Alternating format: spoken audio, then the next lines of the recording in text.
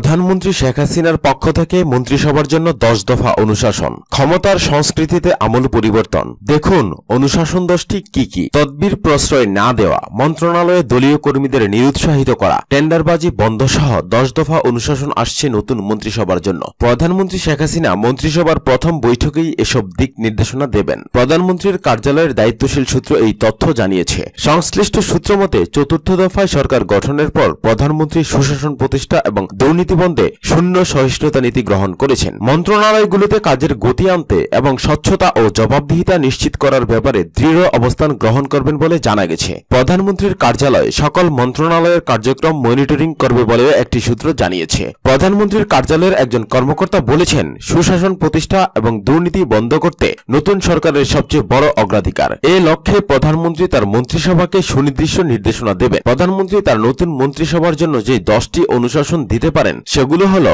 1.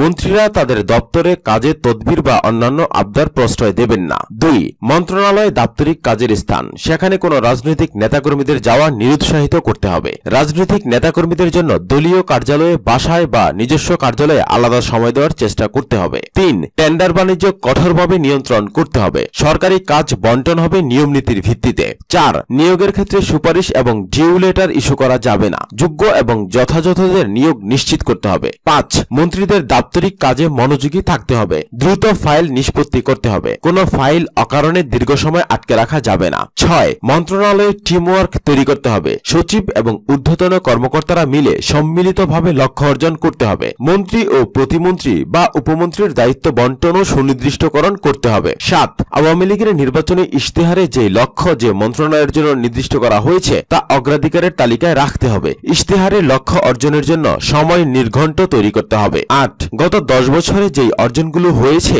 তা ঊর্ধ্বে তুলে ধরে নতুন অর্জনের লক্ষ্য স্থির করতে হবে। 9. মন্ত্রণালয়ের স্বচ্ছতা এবং জবাবদিহিতা নিশ্চিত করতে হবে। জনহয়রানি বন্ধে কার্যকর ব্যবস্থা গ্রহণ করতে হবে। জনকল্যাণমুখী এবং জনবান্ধব মন্ত্রণালয় গড়তে হবে। 10. এবং সর্বশেষ নির্দেশনা, দুর্নীতিকে প্রশ্রয় দেওয়া যাবে না। দুর্নীতি বন্ধে প্রতিটি মন্ত্রণালয়ে কার্যকর এবং প্রায়োগিক কৌশল গ্রহণ করতে হবে। এই 10 দফা অনুশাসনের বাইরেও প্রধানমন্ত্রী তার সরকারের শুরুতেই বিভিন্ন মন্ত্রণালয়ে পরিদর্শনে যেতে পারেন বলেও একাধিক সূত্র নিশ্চিত করেছে। প্রধানমন্ত্রী প্রতিটি মন্ত্রণালয়ের জন্য একটি টার্গেট নির্দিষ্ট করে দেবেন। প্রধানমন্ত্রীর কার্যালয়ের একজন কর্মকর্তা বলেছেন, জনকল্যাণ এবং জনবান্ধব একটি সরকার প্রতিষ্ঠাই প্রধানমন্ত্রীর লক্ষ্য। মন্ত্রণালয় যেন জনকষ্টের স্থান না হয়ে জনকল্যাণের স্থান হয়, সেই লক্ষ্যেই কাজ করবে নতুন সরকার। প্রিয় দর্শক শ্রোতা, আমাদের ভিডিওটি যদি আপনাদের ভালো লেগে থাকে তাহলে লাইক এবং শেয়ার করবেন। আর নিত্য নতুন খবর সবার আগে পেতে আমাদের চ্যানেল সাবস্ক্রাইব করে আমাদের সঙ্গেই থাকবেন। ধন্যবাদ আপনাদের সবাইকে।